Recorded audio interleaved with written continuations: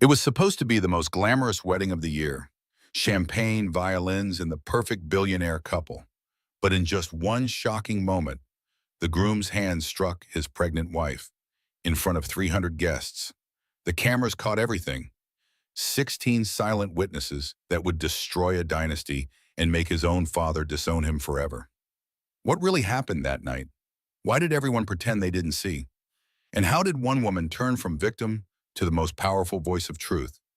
Stay with me, because what unfolds next will make your heart race, your blood boil, and your faith in justice come alive. If stories like this move you, hit that like button, drop a comment, and subscribe for more real-life dramas that reveal the truth behind the money, power, and lies. The champagne glass shattered first. Then came his hand across her face. Grace Walsh Ashford stood by the marble fountain at the most expensive wedding Connecticut had ever seen, 7 months pregnant, wearing a $7,000 emerald gown, and felt her husband's palm connect with her cheekbone in front of 300 witnesses. The sound echoed across the manicured gardens. The 12-piece orchestra faltered mid-phrase. A violinist's bow scraped awkwardly across strings. 300 guests in designer gowns and custom suits turned to stare. Time suspended itself. Grace's hand flew to her belly. Inside, baby Charlotte kicked violently, responding to her mother's spiking adrenaline. The baby knew. Somehow she knew something was terribly wrong. This wasn't the first time. God help her, it wasn't even the 10th. But it was the first time Dominic Ashford had hit his wife in public. And that changed everything. Let me take you back. Just 30 minutes earlier, when Grace still believed she could make it through this wedding without incident. When she still thought her carefully constructed life might hold together just a little bit longer. Grace had been sitting at the Ashford family table, one hand resting on her swollen belly, watching cousin Meredith dance with her new husband. The baby was heavy tonight, pressing on her bladder, making her back ache. She'd been on her feet for 4 hours already. The maternity Spanx under her gown were cutting off circulation. She just wanted to go home. Dominic appeared beside her chair, already drunk. She could see it in his eyes. Those dilated pupils, that tight jaw, the way his hand trembled slightly when he reached for another glass of champagne from a passing waiter. He'd been in the bathroom 15 minutes ago with his Harvard buddies. Grace knew what that meant. Cocaine. Always cocaine lately. He thought she didn't notice. She noticed everything. Grace said quietly, trying to keep her voice light. Dom, can we leave soon? The baby's sitting on my bladder and I'm exhausted. Dominic's hand clenched around his champagne flute. He leaned down, smile plastered on his face for the benefit of nearby guests, and hissed in her ear, we're not going anywhere. This is my family. You're embarrassing me by sitting down all night like some invalid. I'm 7 months pregnant, Grace whispered back. I'm not trying to embarrass you. I just need to rest. I don't care what the baby's doing. His fingers found her wrist under the table, squeezed hard enough to leave marks. Stand up. Smile. Stop being selfish. Grace had learned over 3 years of marriage that there was no winning these arguments. She stood, ignoring the sharp pain in her lower back, and smiled. Always smile. The Ashford family had standards. That's when Grace saw her. Across the garden, standing near the rose arbor, talking to Patricia Ashford, Dominic's stepmother, a young woman, mid-20s, beautiful, wearing a pale blue dress that didn't quite hide her pregnant belly. About 6 months along, Grace estimated. The woman's eyes found Dominic's across the crowd. Something passed between them. Recognition, intimacy, guilt. Grace's stomach dropped. She recognized the woman from somewhere. Company events, the Ashford Industries holiday party, Dominic's executive assistant, Sienna something. And Sienna was pregnant. The pieces clicked into place with devastating clarity. The late nights at the office, the business trips to Miami, the way Dominic's phone was suddenly password protected. His increased aggression at home, like he was angry at Grace for existing. He was cheating, and he'd gotten his mistress pregnant. Grace didn't think. She just acted. She pulled Dominic away from the crowd, toward the fountain where the music was loud enough to cover their conversation. Her voice shook. That woman, your assistant, she's pregnant. Is it yours? Dominic laughed, actually laughed. You're being paranoid. Pregnancy hormones make you crazy, you know that? Don't gaslight me. I saw how you looked at her. His voice dropped, dangerous now, the voice she'd learned to fear. You want to do this here, at my cousin's wedding? You want to cause a scene and embarrass my family? I just want the truth. Dominic grabbed her arm, fingers digging into flesh. The truth? You trapped me with a baby. You gave up your career so I'd feel guilty. You're bleeding me dry, and now you're accusing me of cheating? Grace tried to pull away. You're hurting me. I'm hurting you? His voice rose. Nearby guests started to notice. You've been hurting me for 3 years, making me look weak, making me take care of you. You're nothing without me. A nobody from a trailer park who got lucky when I married you. Dominic, please. That's when he hit her. His hand pulled back and came forward in one fluid motion. Open palm across her face, hard enough that her head snapped sideways, hard enough that she stumbled backward, heels catching on cobblestone. The champagne glass she'd been holding shattered on marble. Grace grabbed the fountain's edge to keep from falling. Inside her belly, Charlotte kicked frantically, once, twice, 3 times, as if trying to tell her mother to run. The orchestra stopped. 300 guests stared. Grace stood there, hand on her burning cheek, and watched Dominic's face transform. The rage vanished. Concern bloomed across his features like a mask sliding into place. Perfect. Practiced. He'd done this before. Honey! Dominic rushed forward, hands reaching for her elbows. Are you okay? You fainted. Let me help you. Grace jerked away from him. I didn't faint. Her voice came out stronger than she expected. Clear, certain. Patricia Ashford materialized beside them, her expression perfectly calibrated to convey sympathy and concern.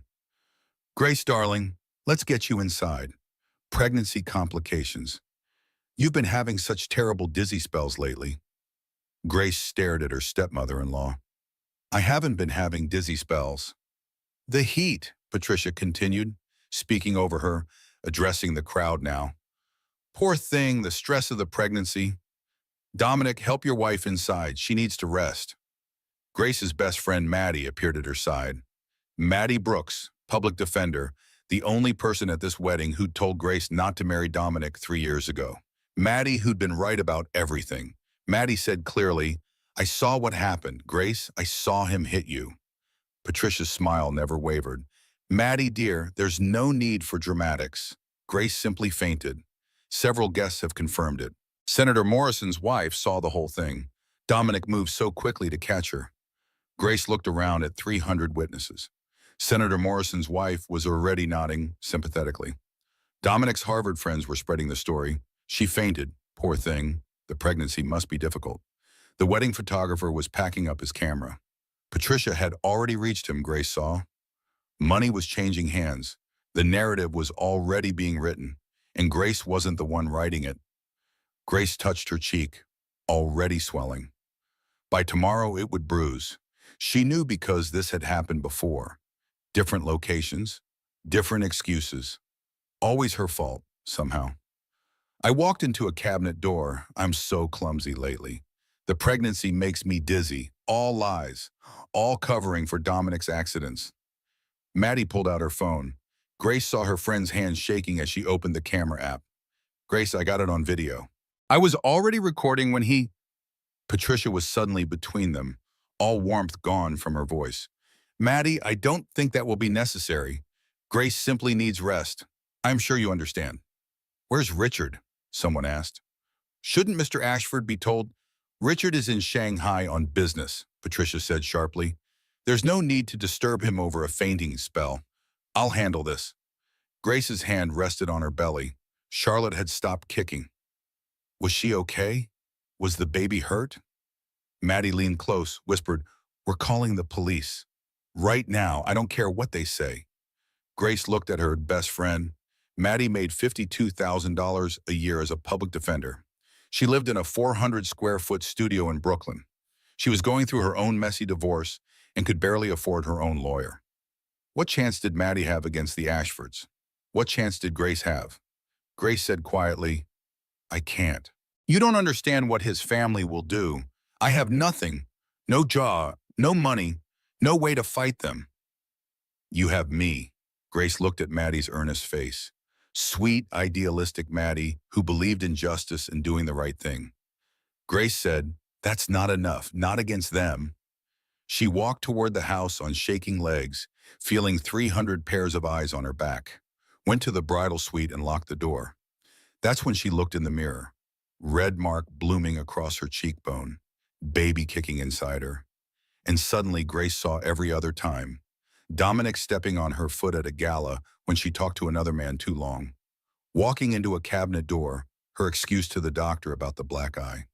The miscarriage 2 years ago, when she'd been at the top of the stairs and felt his hand on her back, pushing. Grace slid down the bathroom door, sat on heated marble floor in her $7,000 gown, and realized she'd been making excuses for 3 years of abuse.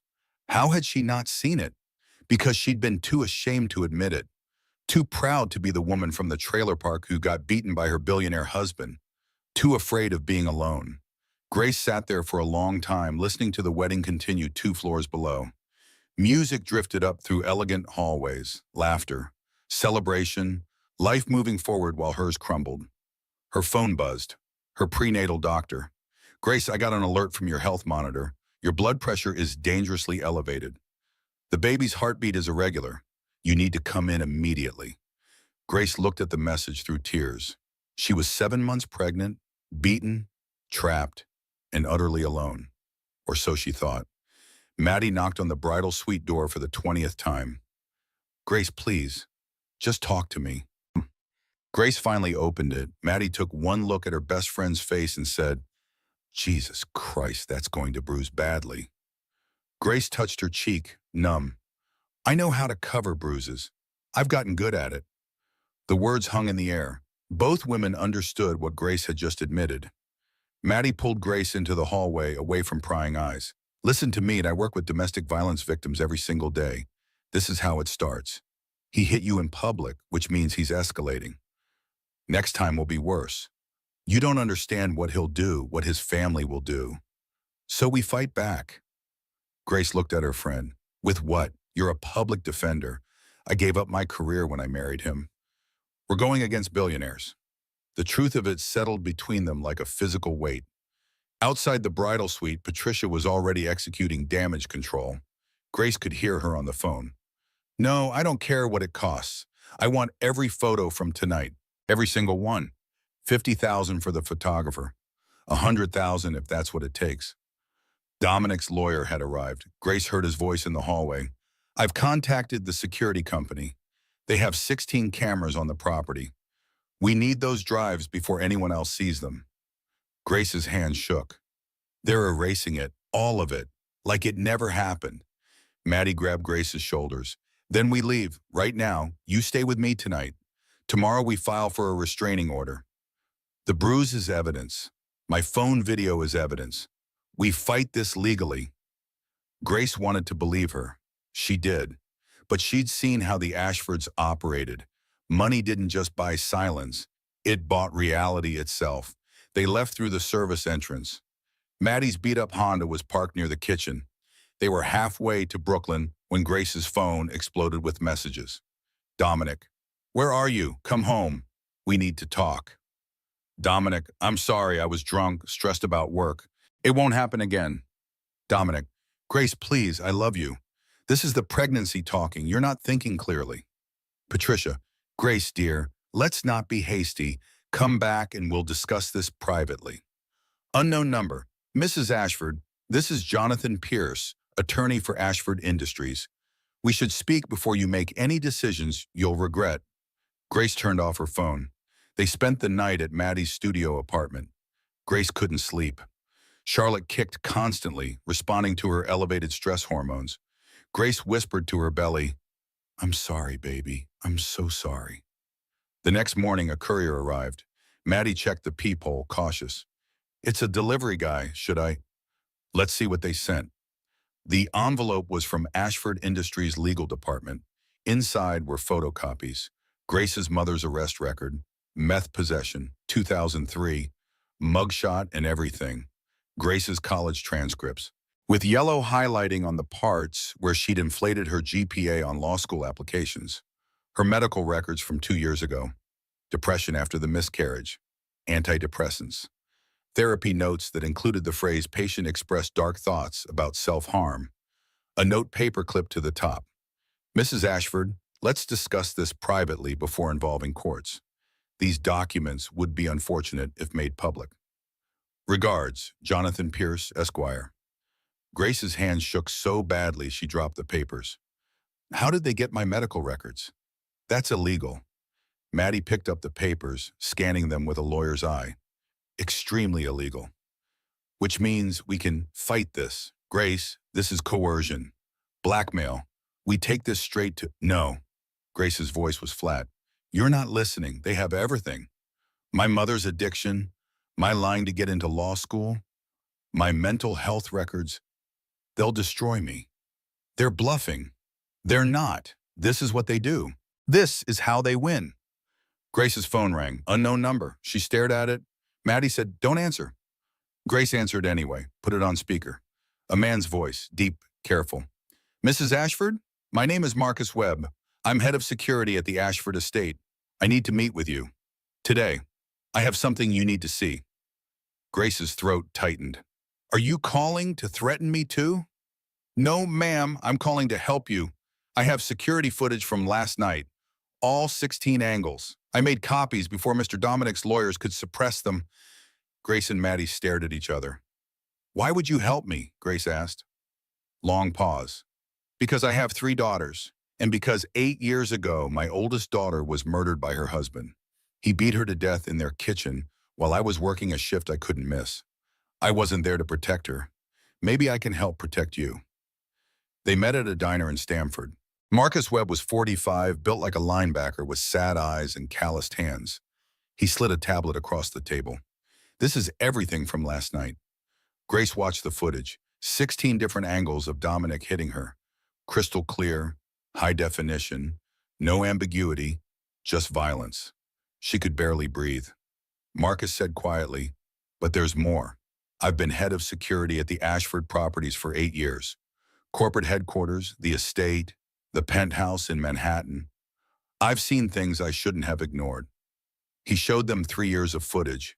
Dominic hitting Grace in their penthouse, throwing a vase that shattered against the wall inches from her head, screaming at her while she cowered, pushing her down the stairs 2 years ago, the miscarriage that everyone thought was natural. Dominic using cocaine in his office at Ashford Industries. Dominic with Sienna Barrett in hotel rooms, parking garages, his private office after hours. Grace watched herself being abused for 3 years and felt something inside her break completely. "You've been watching this," her voice came out strangled. "For 3 years? Why didn't you stop it?" Marcus looked away. "I tried. Twice I went to Richard Ashford directly, showed him footage of Dominic hurting you. Both times Richard gave me $25,000 and told me Dominic was working on his anger issues in therapy, told me to delete the footage and keep quiet. You took the money. I have a family to feed. I'm ashamed of that, more than you'll ever know." Maddie leaned forward, lawyer mode activated. "Some of this footage is from inside their private residence. That's illegal surveillance without consent. It won't be admissible in court." Marcus nodded. "I know. If we use it, I'll probably go to prison. But the wedding footage is clean. Public event, visible cameras, fully legal. That alone is enough to prove assault." Grace stared at the paused image on the tablet, Dominic's hand frozen mid-swing, her face about to absorb the impact. Undeniable truth. She said slowly, "So we have evidence, real evidence. We can actually win this." Maddie was already pulling out paperwork. "We filed today. Emergency restraining order, divorce petition, emergency custody hearing. The wedding footage is solid gold. Grace, we can do this." They filed at the county courthouse at 2 in the afternoon. By 6 that evening, a judge had reviewed the wedding footage and granted an emergency restraining order. Dominic Ashford was legally prohibited from coming within 500 feet of his pregnant wife. Grace stood on the courthouse steps, holding the signed order, and felt something she hadn't felt in 3 years. Hope. "I did it," she whispered. I actually did it. I'm free. Maddie hugged her. You're going to be okay. We're going to get you custody, a fair settlement, everything you deserve. Grace let herself believe it. Just for a moment, she let herself think maybe the system worked. Maybe truth mattered more than money. Maybe she'd won. She had no idea that the real war hadn't even started yet. That night, Grace stayed at Maddie's apartment again. She was finally falling asleep, exhausted when the doorbell rang. Maddie checked the peephole. Grace, it's a woman, pregnant. She looks upset. Grace opened the door. Sienna Barrett stood there, 6 months pregnant, mascara running down her face. Grace Walsh? Sienna's voice shook. I'm Sienna Barrett. I work for Dominic. I need to talk to you. Grace stared at her husband's pregnant mistress. You've got to be kidding me. Sienna Barrett stood in Maddie's doorway, visibly pregnant, crying, Please, just 5 minutes. I'm not here to hurt you. I'm here to help. Every instinct told Grace to slam the door. This woman had slept with her husband, was carrying his child. But something in Sienna's eyes stopped her. Fear. Real fear. Grace stepped aside. 5 minutes. They sat in Maddie's tiny living room. 3 women, 2 of them pregnant with the same man's babies. The absurdity wasn't lost on Grace. Sienna spoke first. I didn't know. I swear to God, I didn't know he was hitting you. Grace's voice came out cold. But you knew he was married. He told me your marriage was over, that you had an arrangement, that you knew about me and were fine with it. He said you only stayed together for appearances and money. And you believed him. Sienna's hands clenched. I'm 28 years old. I grew up in foster care in Detroit. Group homes until I was 18. Put myself through community college working 3 jobs. When Dominic Ashford, Harvard MBA, heir to a billion-dollar empire, told me he loved me, yeah, I believed him. I'm an idiot. Maddie's voice was gentle. You're not an idiot. You're a victim of the same man. Sienna looked at Grace directly. He hit me too, last month. I told him I was pregnant and wanted him to tell his father. He grabbed me by the throat and told me if I ever mentioned it again, he'd make sure I disappeared. She pulled out her phone, showed them a photo, bruises around her neck in the shape of fingers. I went to the hospital. I have records, and I've been documenting everything for 3 years. Texts, emails, recordings of our conversations. I grew up with nothing. I learned early, protect yourself. Always have proof. Grace felt something shift. This woman wasn't the enemy. She was another prisoner of Dominic's lies. Maddie leaned forward. You'd testify against him? Yes, I'll give you everything I have. Every text where he admits to using cocaine, every email where he lies about business trips to be with me. 3 years of evidence that he's a liar and an abuser. Grace waited. But, Sienna's eyes filled with tears, I need protection and money. Dominic fired me the day I told him I was pregnant. I have nothing. I have no job, no family, no savings. This baby is due in 3 months and I can't do this alone.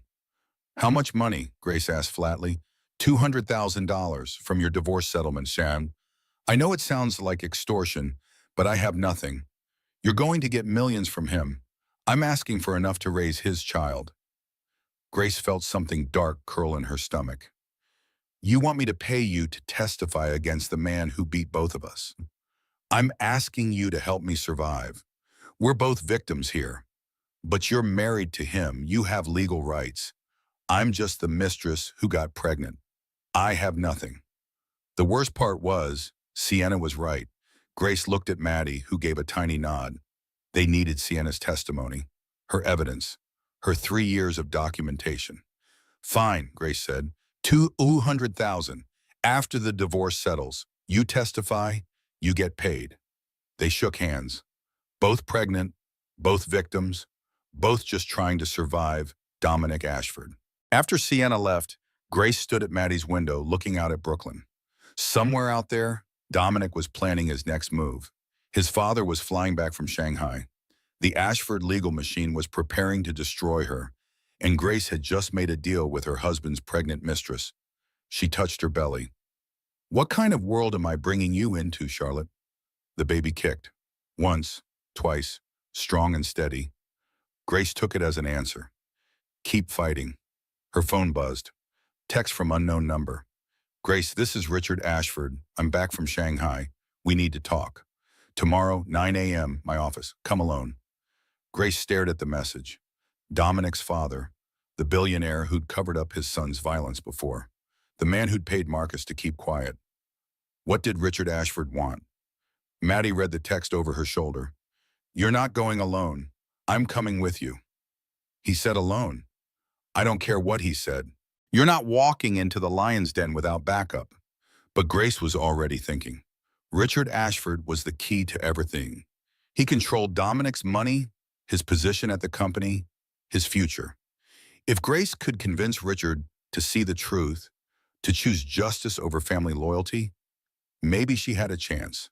Or maybe Richard would do exactly what he'd done before. Pay her off, silence her. Protect his son, only one way to find out. Grace texted back, I'll be there. That night, Grace finally managed to sleep for a few hours. Exhaustion won over anxiety. But her dreams were dark. Dominic's hand coming toward her face. The sound of shattering glass. 300 witnesses pretending they saw nothing. She woke at dawn, Charlotte kicking frantically. Grace whispered to her belly, I know you're scared. I'm scared too. But we're going to survive this, I promise. At 8:45 a.m., Grace and Maddie stood outside Richard Ashford's office building in Manhattan. 60 floors of steel and glass. The Ashford empire made visible. Security stopped them in the lobby. Mrs. Ashford, Mr. Richard Ashford is expecting you. Top floor, but only you, ma'am. Your companion will need to wait in the lobby. Maddie started to argue. Grace put a hand on her arm. It's okay, I need to do this alone. She rode the elevator to the 60th floor. Her heart hammered. Charlotte kicked nervously. The doors opened onto Richard Ashford's private office. Floor-to-ceiling windows overlooking Manhattan. Furniture that cost more than most people's houses. Photos of Richard with presidents, tech moguls, other billionaires. And Richard himself. 68 years old, silver hair, tailored suit, the self-made billionaire who'd built an empire from nothing. He stood when Grace entered. Grace, thank you for coming. Please sit. He gestured to the sitting area, not behind his desk, equal footing, or the illusion of it. Grace sat carefully, one hand on her belly. Richard sat across from her, studied her face. She tried to cover the bruise with makeup, but it was still visible, purple and yellow, blooming across her cheekbone. I've seen the footage, Richard said quietly, all 16 angles. Marcus Webb sent it to me before he gave you the copies. Grace's stomach dropped. Marcus works for you. He did. I fired him this morning. Not for making the copies, for not coming to me sooner. Grace couldn't read his expression. So you know what your son did. I've known for years. Richard's voice was flat. This isn't the first time Dominic has hurt you. Marcus showed me footage 2 years ago, after you lost the baby. I paid him to keep quiet. The words hit Grace like a physical blow. You knew he pushed me down the stairs and you covered it up. I told myself it was an accident, that Dominic was stressed about work, that marriage counseling would fix it. I gave him money for therapy, made him promise to get help. And then he hit me at a wedding in front of 300 people. Richard's jaw tightened. Yes. Grace waited for him to say he was sorry, that he'd failed to protect her, that he was going to help her now. Instead, Richard said, why did you provoke him? At the wedding, you confronted him about Sienna in public. You know Dominic has a temper. Why push him? Grace felt something inside her turn to ice. Are you seriously asking me why I provoked my husband into beating me? I'm asking why you couldn't wait until you were home. Private. Why make a scene at a family wedding? I didn't make a scene. He did. When he hit me. Richard leaned back. Grace, I'm going to be direct with you. Dominic has problems, anger issues, substance abuse. I've paid off 3 women before you. Women he hurt in college, in business school. I thought marriage would stabilize him. I was wrong. Grace's voice shook. You've been covering up his violence for over a decade. I've been protecting my son and my company. Do you know what would happen to Ashford Industries if this became public? Stock prices would collapse. Investors would flee. Thousands of jobs lost. All because Dominic can't control his temper. So you want me to stay quiet? Is that what this meeting is about?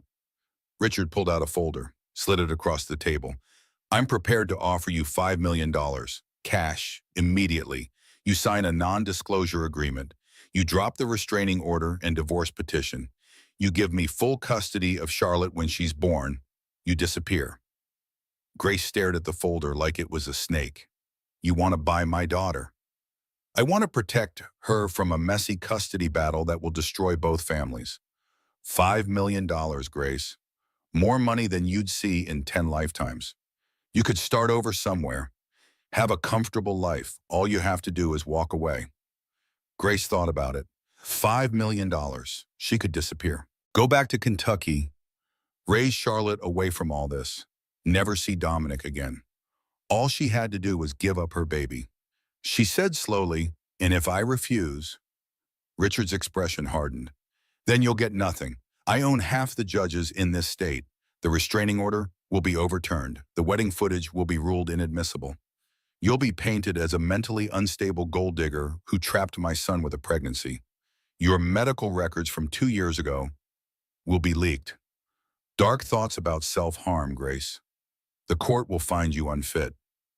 You'd do that? You'd destroy me to protect him? I'd do that to protect my company, my legacy, the Ashford name. Your collateral damage. Grace felt tears burn behind her eyes, but she wouldn't cry. Not here, not in front of him. I'm not signing, Richard's voice went cold. Then you'll lose everything. And I'll take Charlotte. Think carefully, Grace. $5 million and your freedom, or nothing and a custody battle you cannot win. You have until tomorrow morning to decide.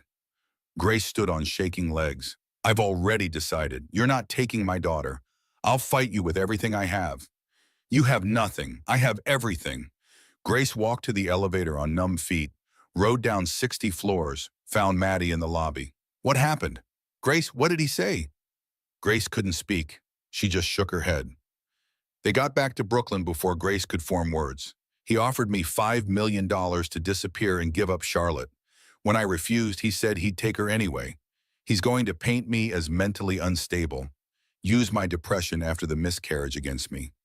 He owns judges. He'll make the restraining order disappear. Maddie's face went pale. He can't just... He can. He will. This is what billionaires do, Maddie. They don't play by the same rules we do.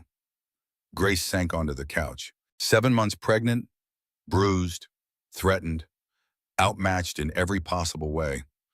I can't win this. Can I?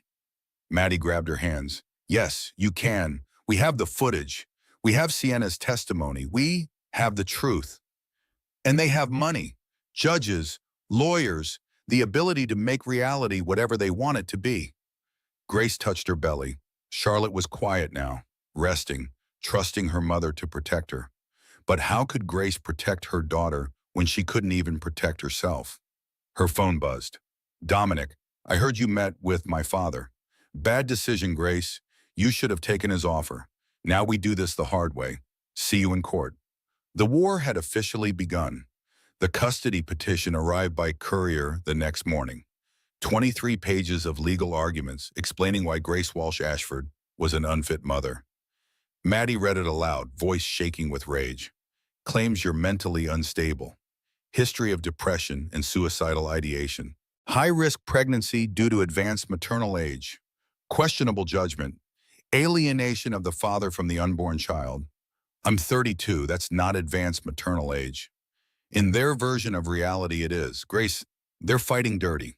The petition included Grace's complete medical records from 2 years ago, her therapist's notes from after the miscarriage, patient experiencing severe depression, expressed thoughts of self-harm, requires monitoring, words taken out of context, a woman grieving a lost pregnancy twisted into evidence of mental instability.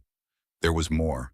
Photos of Grace's childhood home in Kentucky, a rusted trailer on cinder blocks, broken windows, weeds, her mother's arrest record attached. The message was clear. This is where Grace came from. This is what she is. They're trying to humiliate you, Maddie said. Make you feel worthless so you'll give up. Grace stared at the photos of her childhood poverty. She'd spent 15 years escaping that trailer, 3 years pretending she belonged in the Ashford world, and now they were using her past as a weapon. When's the hearing? Next week, emergency custody evaluation. Judge will decide if you are fit to parent Charlotte when she's born. 1 week. Grace had 1 week to prove she deserved her own daughter. The court-appointed psychiatrist came to Maddie's apartment 3 days later. Dr. Helen Brennan, 50-something, expensive suit, clipboard, recorder. Mrs. Ashford, I'm here to evaluate your mental fitness for custody of your unborn child. This is a preliminary assessment. Please be honest. Grace answered questions for 2 hours about her childhood, her mother's addiction, the miscarriage, her marriage, the wedding. Do you currently have thoughts of harming yourself or others? No. Are you taking any medications for depression or anxiety? No, I was 2 years ago after I lost my first baby, but I'm not now. Why did you stop medication? Because I got pregnant again. My doctor said it was safe to taper off. I've been stable for 18 months. Dr. Brennan made notes. Tell me about the incident at the wedding, in your own words. Grace told the truth. Dominic hit her. She has video evidence, 300 witnesses. And before the wedding, had there been other incidents of violence? Grace hesitated. This was it, the moment of choice. Tell the truth and admit she'd stayed with an abuser for 3 years, or lie and seem unstable for claiming abuse without prior evidence. Yes, for 3 years. He pushed me down the stairs 2 years ago. That's what caused the miscarriage. But I told everyone I fell. I lied to protect him. Why? Because I was ashamed, because I loved him, because I thought I could fix him, because I was stupid. Dr. Brennan looked up. You're not stupid, Mrs. Ashford. You're a survivor. That's different. For the first time since this nightmare began, someone in a position of power believed her. Grace started to cry. After the evaluation, Maddie got the call. The preliminary report is positive. Dr. Brennan found you mentally fit and emotionally stable. This is good news. But the next day, Dominic's lawyers filed a motion to disqualify Dr. Brennan, claimed she was biased, demanded a second opinion from a doctor of their choosing. The judge granted it. The second psychiatrist came 5 days later. Dr. James Mitchell, 50s, smug expression, clearly already paid off. His questions were designed to trap her. Mrs. Ashford, is it true you lied on your law school applications about your GPA? That was 13 years ago. I was desperate to get out of poverty.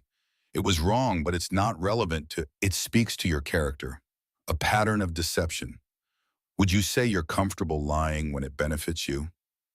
No, I'm not comfortable lying. That's why I've spent 3 years covering up for my husband's abuse and hating myself for it. Your husband claims you're experiencing pregnancy psychosis, imagining threats that don't exist. Does that seem possible to you? He hit me on camera, 16 different angles. That's not psychosis, that's evidence. Dr. Mitchell made notes. Defensive, hostile, possibly delusional. Grace's hands clenched. I'm not delusional. I'm being gaslit by a system designed to protect rich men. After he left, Grace knew. The report would be damning. Dr. Mitchell would find her unstable. The Ashfords would use it to take Charlotte. She was right. The report came back 3 days later. Patient presence with paranoid ideation. Persecution complex. Possible dissociative episodes related to trauma. Recommends supervised custody only, pending further evaluation. Maddie threw the report across the room. This is bullshit. He didn't even evaluate you properly. 30-minute interview and he's declaring you mentally unfit? He's declaring whatever Richard Ashford paid him to declare. The custody hearing was set for the following week, but before that, Dominic went on national television. Grace watched from Maddie's apartment.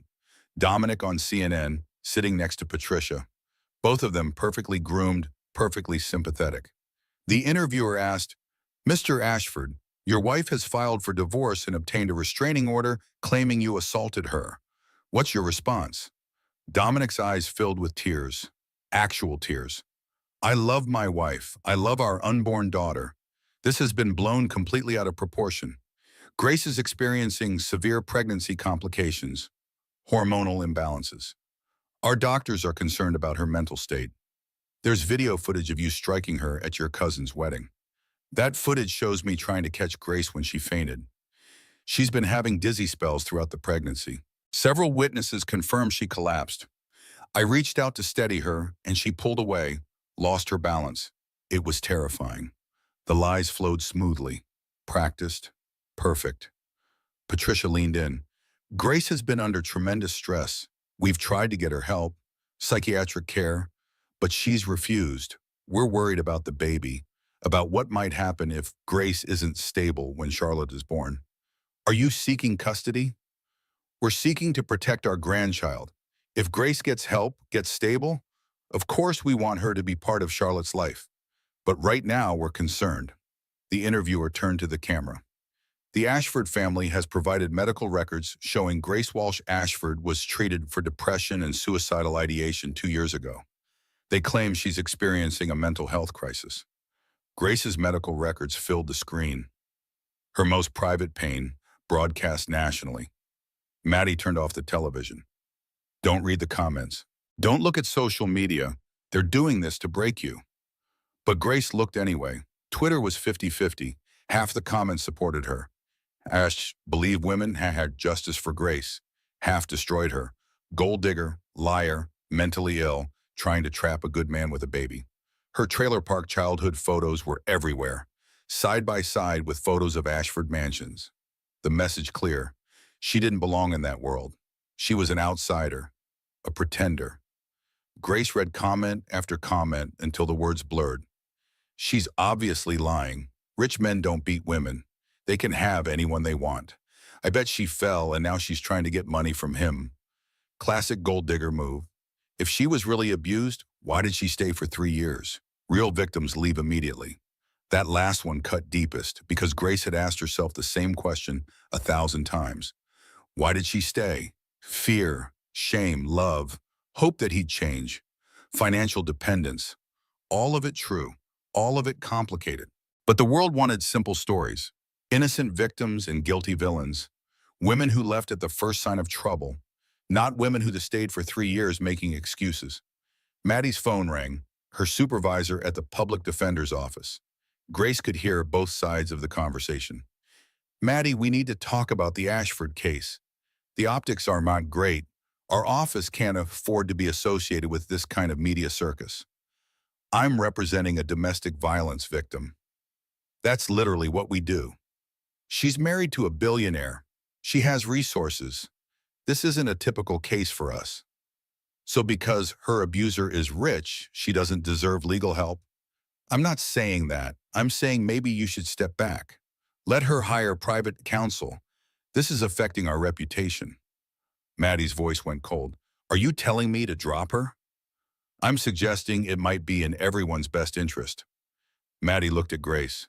Grace shook her head. Don't sacrifice your career for me. Maddie said into the phone, I'm not dropping her. She's my friend and she's right. Fire me if you want. She hung up. Grace whispered, you shouldn't have done that. Yes, I should have. Some things matter more than a job. But Grace saw the fear in Maddie's eyes. She just put her career on the line. For Grace. For a case they were losing. That night, Grace couldn't sleep. Charlotte kicked constantly, sensing her mother's stress. Grace whispered to her belly, I'm sorry, I'm so sorry I'm bringing you into this mess. Her phone buzzed at 3 a.m. Text from Sienna. Grace, I need to talk to you about my testimony. It's urgent. Grace's stomach dropped. She called Sienna. What's wrong? Sienna was crying. I can't do it. I can't testify. I'm sorry. Sienna, we had a deal. Dominic came to see me, offered me $10 million, said he'd marry me after the divorce, give my baby his name, security for life. And you believe him? I don't have a choice. Grace, you're going to get millions in the divorce settlement. You have options. I have nothing. This baby is due in 8 weeks and I'm living in a motel. $10 million means my son has a future. Grace's voice broke. He's lying to you just like he lied to me, to all of us. He'll promise you everything and give you nothing. Maybe, but it's a chance. I'm sorry. I have to take it. Sienna hung up. Grace sat in the dark, feeling everything collapse. No testimony from Sienna. Maddie's job on the line. Social media destroying her reputation. Psychiatrists calling her unstable. She was losing. They were winning. Grace looked at the restraining order on Maddie's coffee table. The one thing she'd won, and even that felt temporary. Her phone buzzed again. Maddie this time. Can't sleep either. Want tea? They sat together in Maddie's tiny kitchen at 4 in the morning. Two women trying to fight a system designed to crush them. Grace said quietly, "You should drop me. Save your career. I'm a sinking ship." "Shut up. We're not giving up." "Sienna's not testifying. Richard owns the judges. I'm about to be declared mentally unfit. What exactly are we not giving up on?" Maddie was quiet for a long time. Then, "The truth. We're not giving up on the truth. The truth doesn't matter, not against this much money. It has to matter. If it doesn't, what are we even fighting for?" Grace wanted to believe her, but belief required hope, and hope was running out. The custody hearing was in 4 days. Grace was 7.5 months pregnant, exhausted and facing the very real possibility of losing Charlotte before she was even born. She closed her eyes and thought about giving up, about taking Richard's offer, $5 million and disappear. Let them have Charlotte. At least she'd be raised with money and security. But then Charlotte kicked, strong, determined, like she was telling her mother to keep fighting. Grace put her hand on her belly. "Okay, baby. We keep fighting. I don't know how, but we keep fighting." Somewhere across the city, in a penthouse worth $30 million, Dominic Ashford slept soundly. Because men like him always did. The custody hearing began at 9 a.m. on a Tuesday. Grace sat at the defendant's table, 7.5 months pregnant, facing a courtroom full of Ashford lawyers. Dominic sat with his legal team, 6 attorneys in custom suits. Jonathan Pierce, the lead, had defended Fortune 500 executives accused of securities fraud, insider trading, and worse. He'd never lost a case. Grace had Maddie, one public defender in a suit from Target, working pro bono because her office had officially dropped the case. The odds were not in their favor. Judge Ellen Morrison presided, 60 years old, appointed by a governor the Ashfords had donated heavily to. Grace tried not to think about what that meant. Pierce stood for opening statements. "Your Honor, this case is about protecting an innocent child. Charlotte Ashford, still unborn, deserves stability and safety. Unfortunately, her mother is unable to provide either." He presented Grace's medical records, her therapy notes, the photos of her trailer park childhood. Grace Walsh Ashford grew up in poverty, substance abuse in the family, instability. She married Dominic Ashford 3 years ago and immediately quit her job, making herself financially dependent. 2 years ago, she suffered a miscarriage and experienced severe depression with suicidal ideation. She's currently unemployed, living with a friend, with no means to support a child. Pierce paused for effect. Last month, Mrs. Ashford became convinced her husband was having an affair. She confronted him at a family wedding, caused a scene, and fainted due to pregnancy complications. Since then, she's claimed abuse, filed for divorce, and obtained a restraining order based on edited security footage that doesn't show what she claims. "The footage isn't edited," Maddie interrupted. Judge Morrison gave her a warning look. "You'll have your turn, counselor." Pierce continued. "Mr. Ashford is a Harvard-educated businessman, vice president of a Fortune 500 company. He has resources, stability, and a strong family support system. He wants what's best for his daughter. Supervised visitation for Mrs. Ashford until she can prove she's mentally stable. Primary custody with the Ashford family. For Charlotte's safety." He sat down. Maddie stood. Grace could see her hands shaking slightly. "Your Honor, this case is simple. Dominic Ashford beat his pregnant wife at a wedding in front of 300 witnesses. We have 16 camera angles of the assault. We have medical records of the injuries. We have testimony from witnesses who saw it happen." She pulled up the wedding footage on the courtroom monitor. Grace watched herself get hit. Again, the video she'd seen 100 times now. Dominic's hand connecting with her face. the slap echoing across the garden, her stumbling backward, grabbing the fountain. Several people in the courtroom gasped. Pierce stood. Objection. That footage is edited and taken out of context. It shows Mr. Ashford reaching for his wife when she fainted. Not assault. Maddie's voice rose. It clearly shows. Judge Morrison held up a hand. I've reviewed the footage. It's ambiguous. Continue, Ms. Brooks. Ambiguous. 16 angles of clear assault, called ambiguous. Grace felt something inside her break. Maddie pressed on. Grace Walsh Ashford is a survivor of 3 years of domestic violence. She stayed because that's what victims do. They stay because they're afraid, because they're financially dependent, because they hope things will change. But last month, when Mr. Ashford hit her in public, she found the courage to leave. That courage shouldn't be punished. Does your client have employment? Judge Morrison asked. Not currently. She gave up her legal career when she married Mr. Ashford. Does she have independent housing? She's staying with a friend while she finds. Does she have any resources to support a child? Maddie hesitated. Not at this time, but then how does she plan to provide for Charlotte? Child support, alimony, a fair division of marital assets. Pierce stood. Your Honor, there is no marital property to divide. Mrs. Ashford signed a prenuptial agreement 3 years ago. In the event of divorce, she receives her personal assets plus $1 million. No spousal support, no claim to Ashford Industries stock or property. Grace's stomach dropped. She'd forgotten about the prenup. She'd signed it without reading it carefully, trusting Dominic when he said it was standard.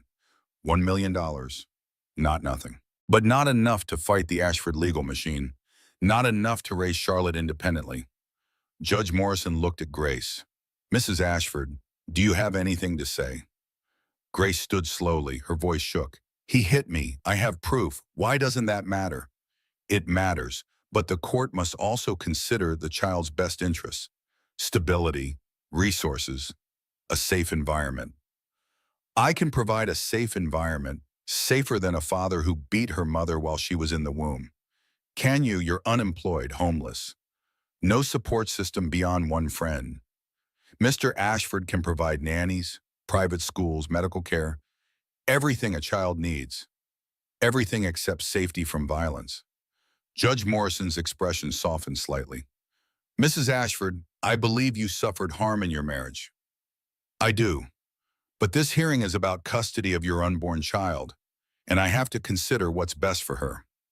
Grace knew where this was going. The judge continued. I'm ordering a full psychiatric evaluation of both parents, court-appointed, neutral doctor. Until that's complete, I'm granting temporary joint custody with the following conditions. Charlotte will reside primarily with the Ashford family upon birth. Mrs. Ashford will have supervised visitation rights, 3 times per week, 2 hours each visit. Maddie stood. Your Honor, you're taking custody of an unborn child from her mother based on the mother's inability to provide for that child's needs. My ruling stands. We'll reconvene in 6 weeks for the evaluation results. The gavel came down. Grace couldn't breathe. They'd just taken her baby. Charlotte wasn't even born yet, and they'd already taken her. Maddie grabbed her arm. We're appealing. This is insane. A mother losing custody before the baby's even... I can't afford to appeal. The prenup. Did you know about that? Maddie's face fell. No, Grace, I'm sorry. I should have checked. They left the courthouse through a back exit, avoiding reporters. Grace saw the headlines anyway, trending on Twitter. Billionaire wins custody battle against gold-digging wife. Judge rules Ashford heir safer with father's family mentally ill. Woman loses baby in divorce case. Grace read them all. Every vicious comment, every accusation, every person who believed she was lying. Back at Maddie's apartment, Grace sat on the couch and stared at nothing. I lost her. Charlotte's not even born, and I already lost her. Maddie paced. The evaluation could change things. We get a fair psychiatrist. They'll see you're stable. The last psychiatrist was paid off. Why would this one be different? Because we'll fight it. Grace's phone rang. Unknown number.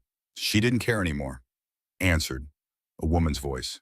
Mrs. Ashford, this is Margaret Sullivan. I'm an attorney specializing in complex divorce and custody cases.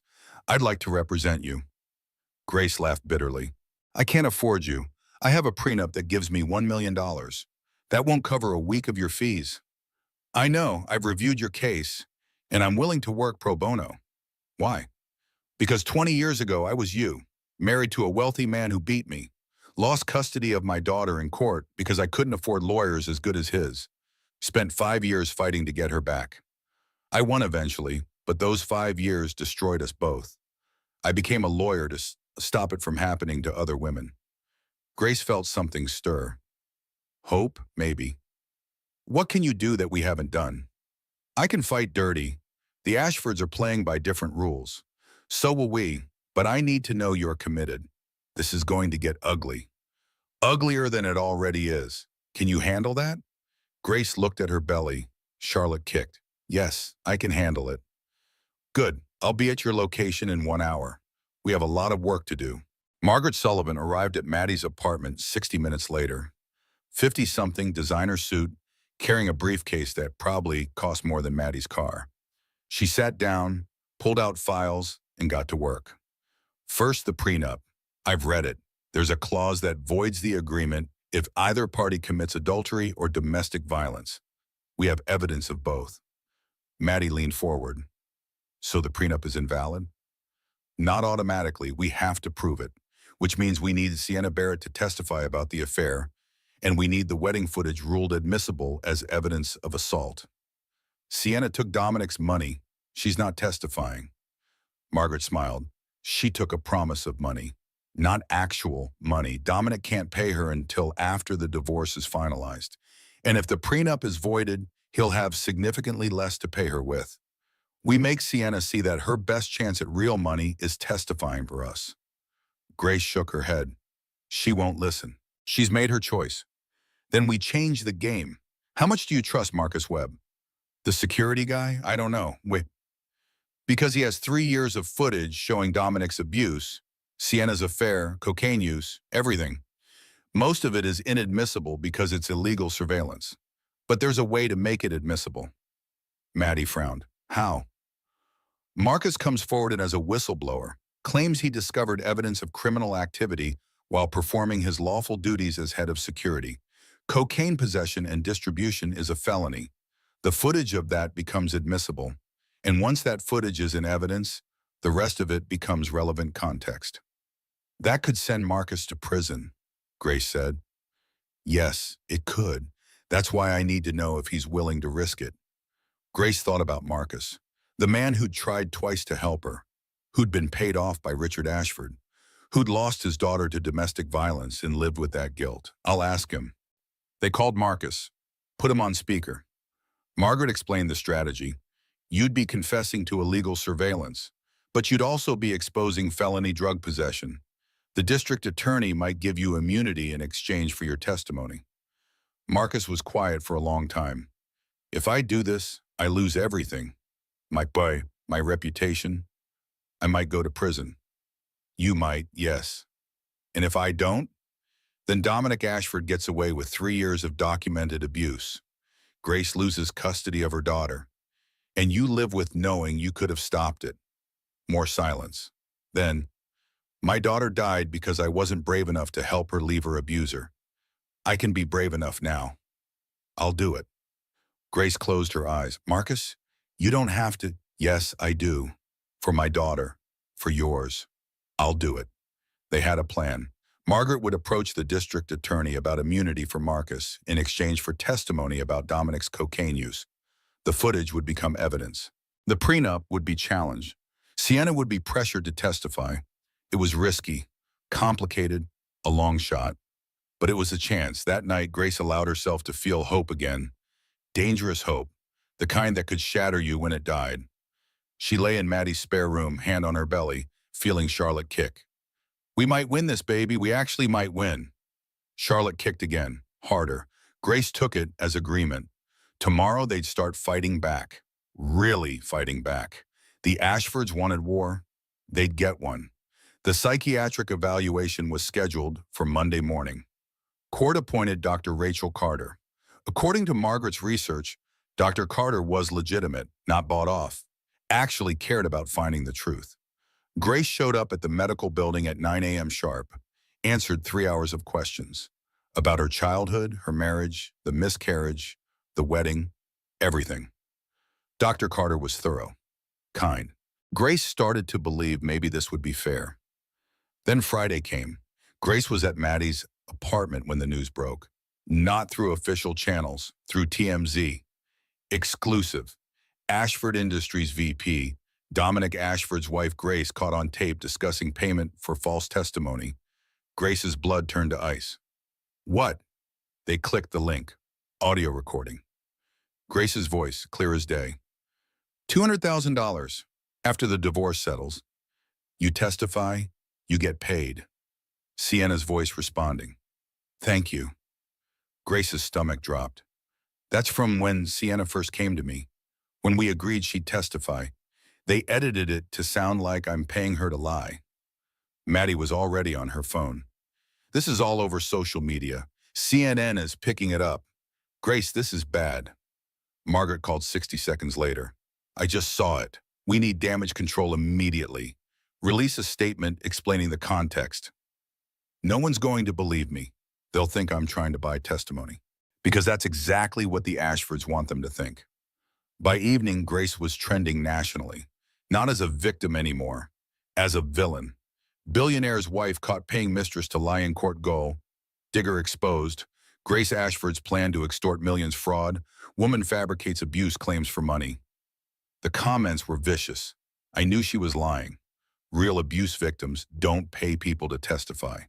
This is why men are afraid to get married. Women make up lies and destroy them. She should be arrested for fraud. Grace read them all, each one a knife. She'd spent weeks telling her truth, and in 60 seconds of edited audio, they'd destroyed her credibility completely. Maddie tried to take her phone away. Stop reading those. They don't know the whole story. Nobody cares about the whole story. They have a recording of me paying a witness. That's all they need. Margaret arrived an hour later. The district attorney called. They're opening an investigation into witness tampering. Grace, you could be facing criminal charges. For what? I didn't tamper with anyone. I offered to help Sienna financially if she told the truth. That's not how it's going to be interpreted. Not with this recording out there. Grace felt the walls closing in. Criminal charges, public humiliation, her credibility destroyed, and Charlotte was due in 4 weeks. The next morning brought worse news. Dr. Carter's preliminary evaluation landed on Margaret's desk.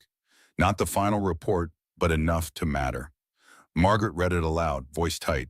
Patient presence as articulate and coherent, but with concerning patterns of behavior. Recent criminal investigation for witness tampering raises questions about judgment and decision-making. Recommend continued evaluation before final determination. Grace laughed, actually laughed. The sound was slightly hysterical. So now paying for someone to tell the truth makes me an unfit mother? They're building a narrative, unstable, criminal, manipulative. It doesn't matter that it's not true, it matters that it's believable. Maddie slammed her hand on the table. This is insane. They leak edited audio, she gets investigated, and somehow that makes her the bad guy? That's exactly what it does. Welcome to fighting billionaires. They don't just win, they destroy you. Grace's phone rang. Sienna. She almost didn't answer, but something made her pick up. Grace? Sienna's voice was small. I'm sorry, I didn't know they were recording us. Dominic must have had my apartment bugged. I swear I didn't know. Did you get your $10 million yet? Silence. Sienna, did he pay you? He said after the divorce finalizes, after the custody hearing, he promised. He's lying to you, just like he lied to me. You think he's going to marry you? Give your son his name? He's using you to destroy my case and then he'll throw you away. You don't know that. I know exactly that because it's what he does. He finds vulnerable women and makes promises, then he destroys them. Sienna started crying. I don't have anywhere else to go. No money, no family. What am I supposed to do? Grace wanted to feel sympathy, she really did. But exhaustion and betrayal had burned through her capacity for kindness. You're supposed to tell the truth. It's not too late. Testify for real. Help me take him down. I'll still give you the money, but you have to choose. I can't. He'll destroy me. He's already destroying you. You just don't see it yet. Sienna hung up. Grace sat there, phone in hand, feeling hollow. Maddie said quietly, we can still win this without Sienna. Marcus's testimony, the wedding footage, your medical records. My medical records that show I'm mentally unstable, the wedding footage that 3 judges have called ambiguous, Marcus, who's confessing to illegal surveillance, that's our case? Margaret's expression was grim. I'm not going to lie to you, we're losing badly. The criminal investigation, the edited audio, public opinion turning against you. The custody hearing is in 3 weeks. If we don't turn this around, you'll lose Charlotte. Grace touched her belly. Charlotte kicked. Still there. Still trusting her mother to protect her. But how could Grace protect her when she couldn't even protect herself? That night, Grace couldn't sleep. She lay in Maddie's spare room, staring at the ceiling, feeling Charlotte move inside her. In 4 weeks, give or take, Charlotte would be born. And based on the current custody ruling, she'd be taken from Grace immediately, handed to the Ashfords. Raised by the family that had covered up her father's violence, Grace would get supervised visitation, 6 hours a week with her own daughter. It wasn't enough. It would never be enough. Her phone buzzed. 3 a.m., text from unknown number. Mrs. Ashford, this is Richard. We need to talk. My office tomorrow, 9 a.m. Come alone. This is your last chance to do this the easy way. Grace stared at the message. Last chance, she knew what he'd offer. Money to disappear. Maybe more than $5 million this time. Whatever it took to make her go away quietly. Part of her, the exhausted, terrified part, wanted to take it, wanted to run, disappear to some small town where no one knew her name. Start over. But she'd never see Charlotte again. Grace texted back, I'll be there. Maddie woke up when Grace was getting dressed. Where are you going? To meet with Richard. He wants to make another offer. Grace, no, that's a trap. He'll record you, get you to say something incriminating. I know, but I have to try. Maybe I can convince him. Father to grandfather. Maybe he'll choose to do the right thing. Maddie looked at her like she'd lost her mind. Richard Ashford doesn't do the right thing. He does the profitable thing. Please don't go. But Grace was already calling a car. She arrived at Richard's office building at 8:55, rode the elevator to the 60th floor, walked into his private office for the second time. Richard stood when she entered. Looked older than last time. Tired. Grace, thank you for coming. What do you want? To end this, before it destroys both families completely. Your family started this when they covered up your son's violence. Richard's jaw tightened. My son has problems. I've admitted that. But this war you're waging, the media circus, the criminal investigation, it helps no one. It helps me, maybe, if I can prove the truth. The truth. Richard walked in the window. I've been thinking a lot about truth lately, about what I owe to it. Grace waited. Richard turned to face her. I'm going to tell you something I've never told anyone. When Dominic was 12, his mother left. I told everyone she abandoned us, that she was unstable. Mental illness.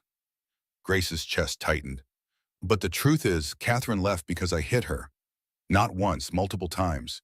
She threatened to go public, tell people what I really was. I paid her $2 million to disappear, made her sign an NDA, told Dominic his mother didn't love him enough to stay.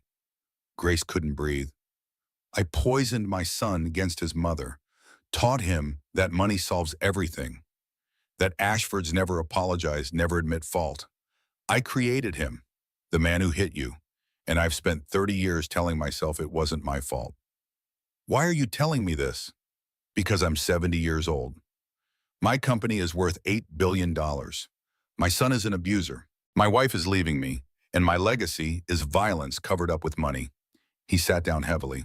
I'm tired, Grace. So tired of being this person. Grace sat across from him. Then help me. Testify against Dominic. Tell the truth. Choose your granddaughter over your son. Richard looked at her for a long moment. Then he said, I can't. Grace felt something break inside her. I've already lost my wife. Patricia left this morning.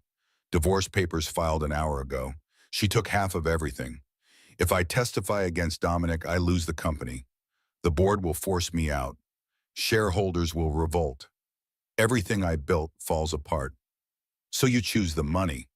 I choose survival, same as you, same as everyone. He slid a folder across the desk.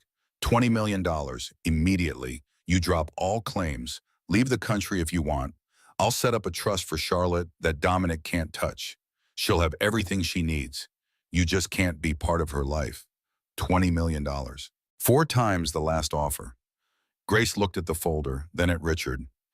You're asking me to sell my daughter. I'm asking you to save yourself. You can't win this fight. The criminal investigation alone will destroy you. But you can take this money and start over. Somewhere Dominic can't find you. Grace stood on shaking legs. I'm not taking your money, and I'm not giving up my child. Then you'll lose everything. Grace walked to the door, stopped, turned back. You know what's sad? You almost did the right thing. Almost chose truth over money. But you couldn't quite get there, and that's your real legacy, not your billions, your cowardice.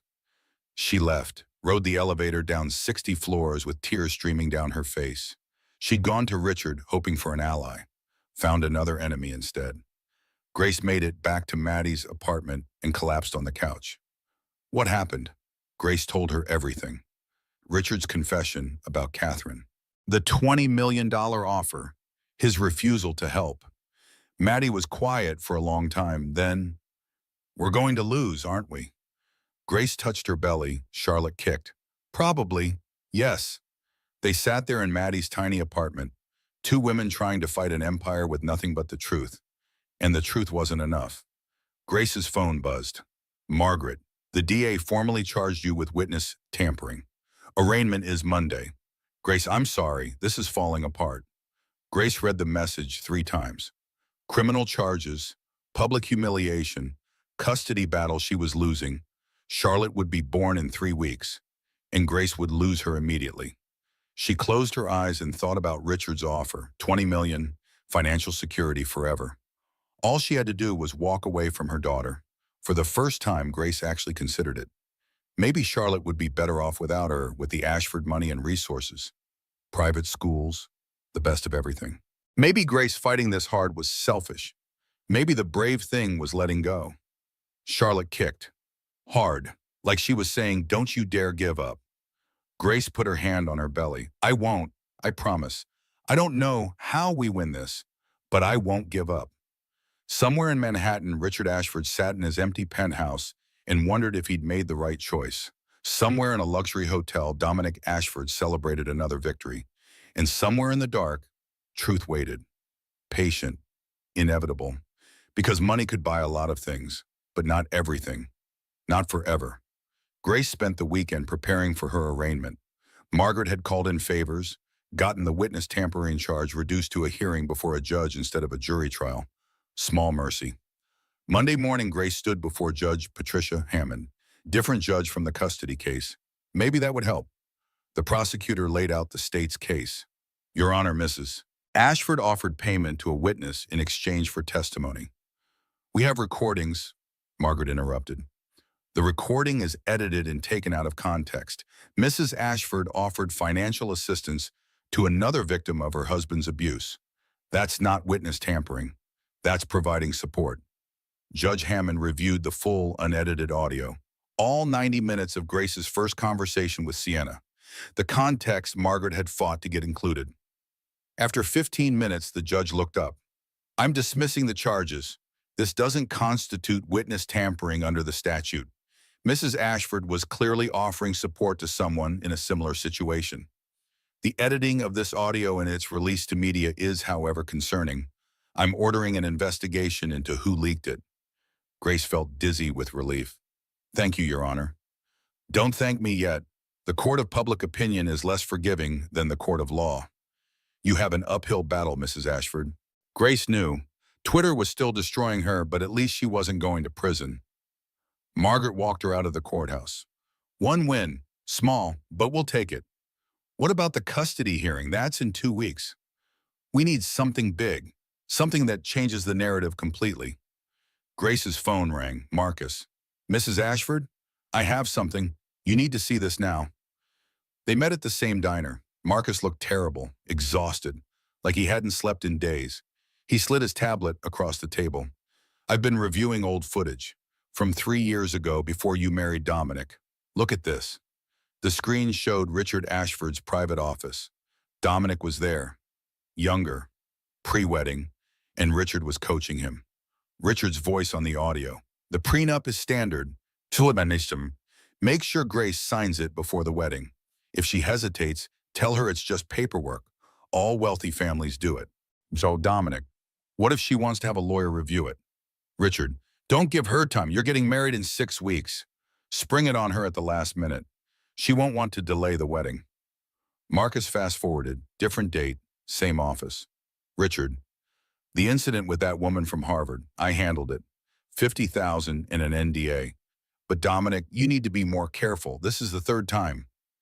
Dominic, she was threatening to go to the press. Richard, I don't care what she was threatening. You can't keep hitting women and expecting me to clean it up. When you're married, you'll have to control yourself better. Dominic, Grace is different. She won't cause problems.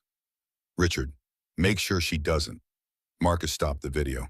There's hours of this. Richard knew everything, covered everything up, helped Dominic trap you with that prenup. Grace couldn't breathe.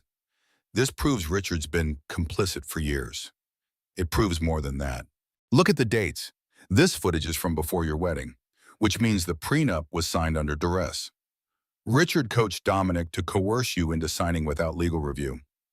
That's fraud. Margaret was already pulling up legal precedents on her phone. If the prenup was fraudulent from the start, it's void, completely void. Grace would be entitled to half of all marital assets, and Dominic's share of Ashford Industries stock is marital property. How much are we talking about?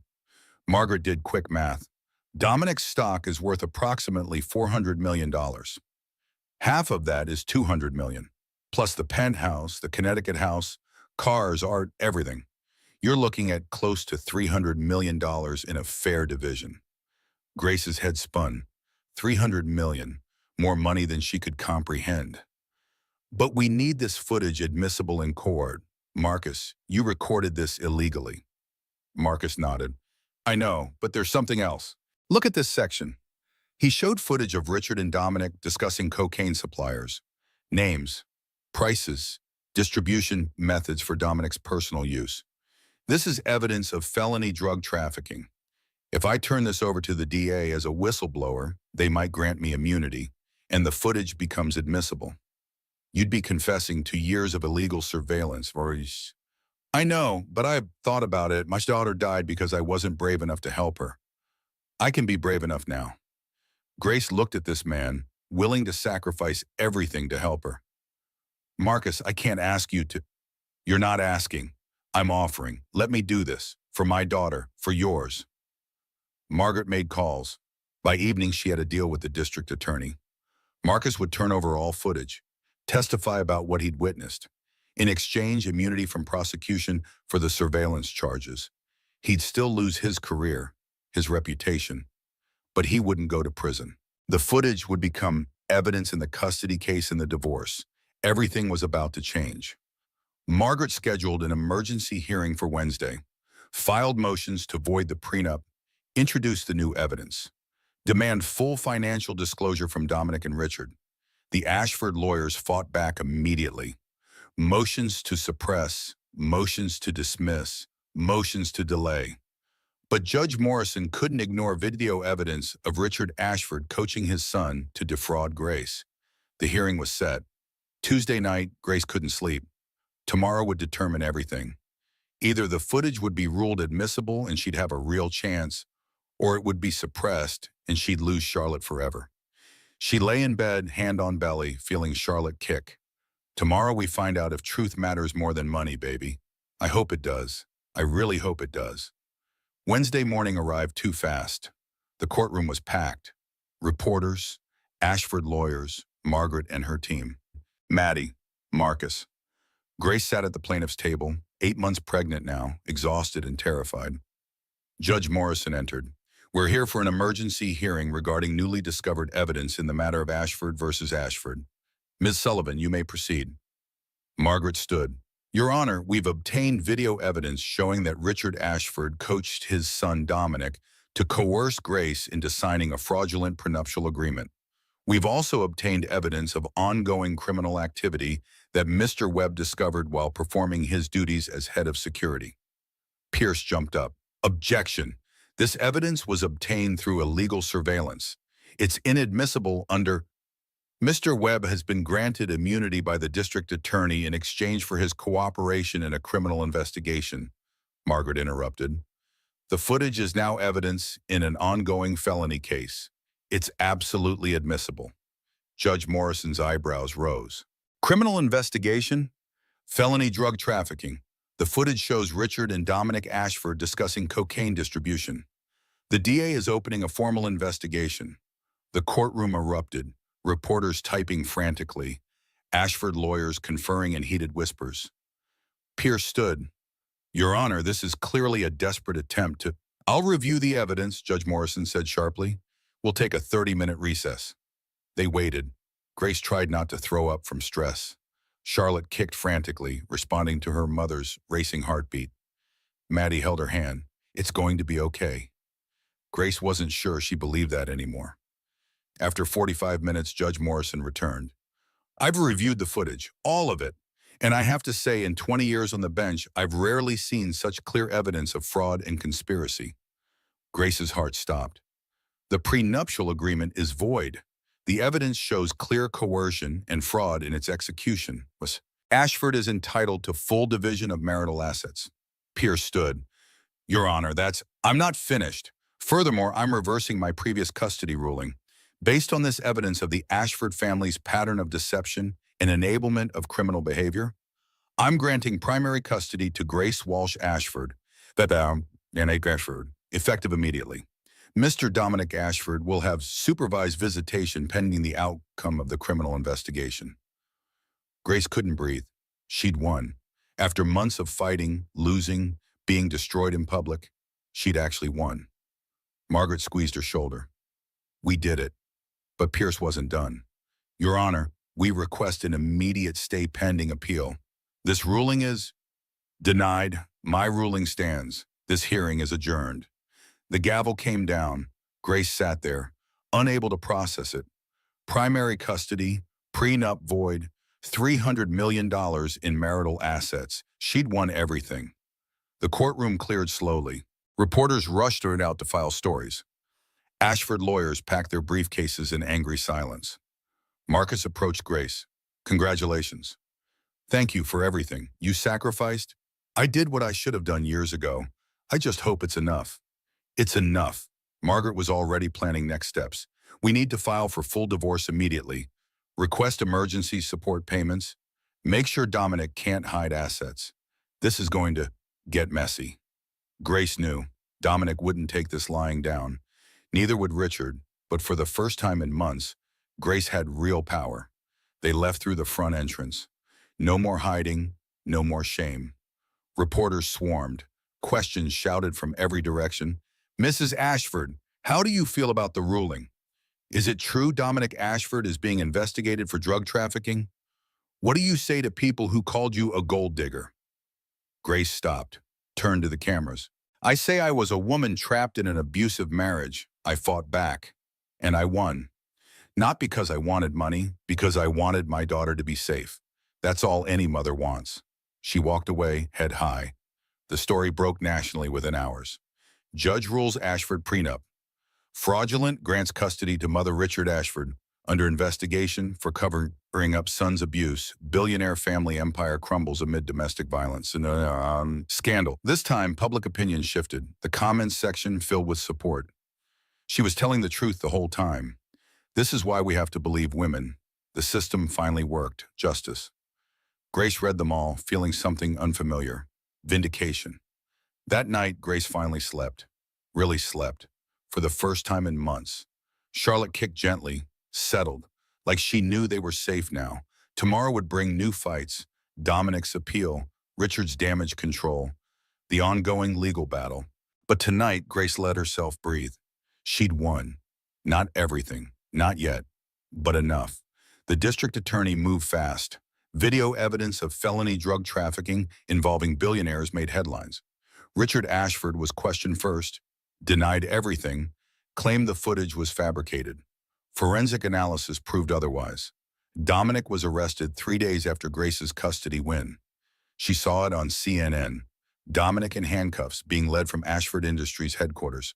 Cameras everywhere. His face twisted with rage. Grace felt nothing. No satisfaction. No vindication. Just exhaustion. That night, her water broke. 18 hours of labor.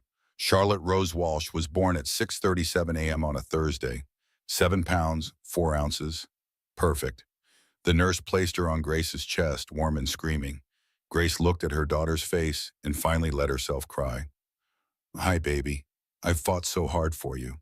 Charlotte stopped crying, looked at Grace with unfocused, newborn eyes. Maddie took photos, crying too.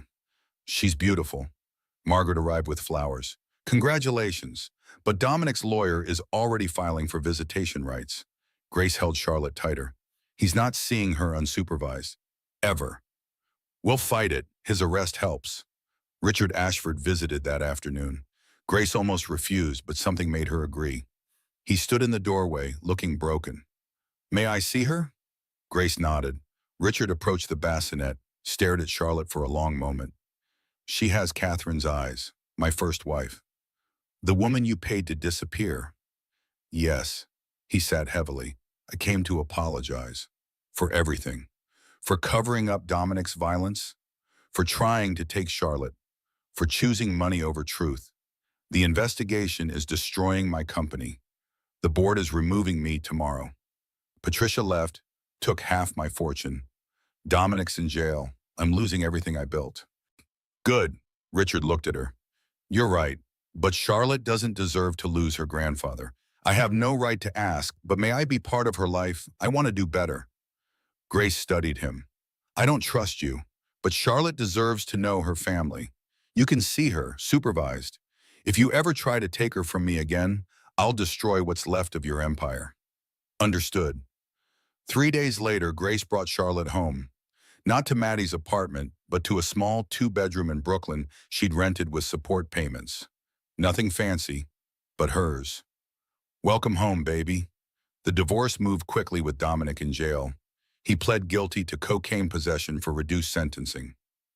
18 months. Lost his position at Ashford Industries. Lost his trust fund. Grace got primary custody, full support, and $230 million in the settlement. The day it finalized, Grace sat holding Charlotte and breathed, really breathed. It was over. Margaret called.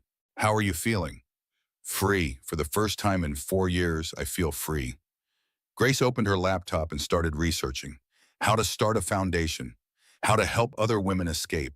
She had money now, resources, power, time to use it for something good. Sienna reached out via email. "Grace, I'm sorry for everything. Dominic promised me the world and gave me nothing. I'm raising my son alone. If you're willing, I'd like to apologize properly." Grace stared at the email. Part of her wanted to delete it, but she remembered that Sienna was another victim. She wrote back, "Come Saturday at 2.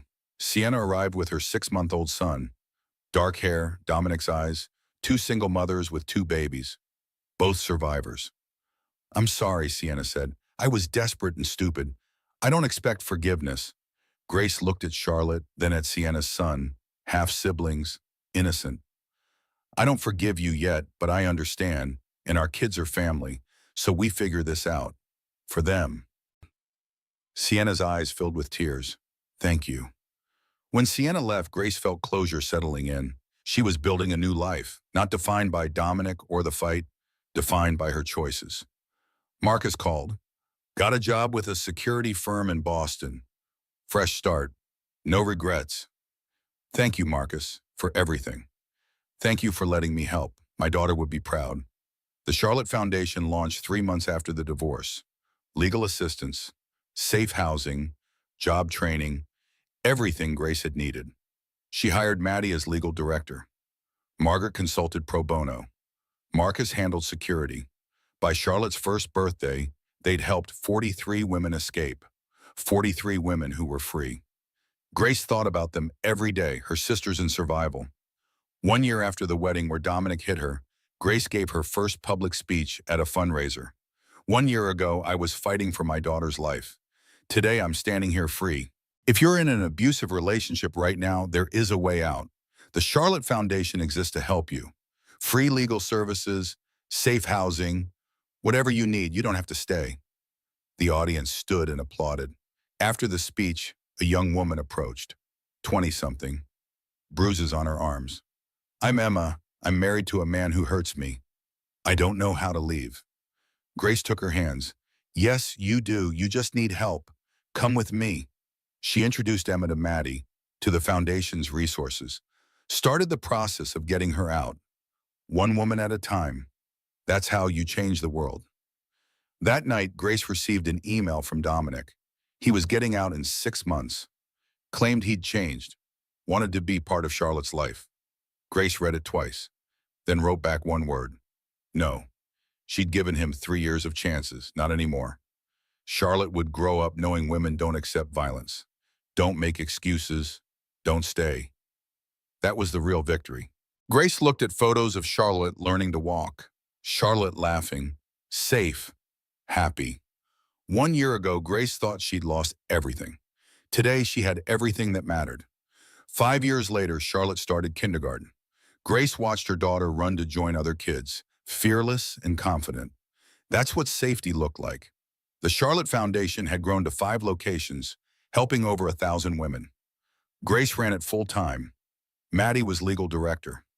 Margaret consulted. Marcus handled security. Even Sienna worked there now as a counselor, her son in Charlotte's class. Richard sold Ashford Industries, donated $4 billion to domestic violence prevention. He saw Charlotte monthly, proving himself trustworthy over time. Dominic was released from prison, disappeared to Europe. Grace refused all contact. Grace dated David, a pediatrician, for 3 years. When he proposed, she said yes. Small wedding, 20 guests. Charlotte as flower girl. She gave a TED Talk that went viral. I fought a billionaire family and won. Not because I was stronger, but because I refused to accept that money was more powerful than truth. Grace received letters weekly from survivors. She answered every one. 1 year, Charlotte asked about her father. Grace told the truth. He made bad choices. He's not part of our lives. Did he hurt you? Yes. I'm sorry, Mommy. It's not your fault, baby. Grace had built a life defined by her choices, not her trauma. That was the real victory.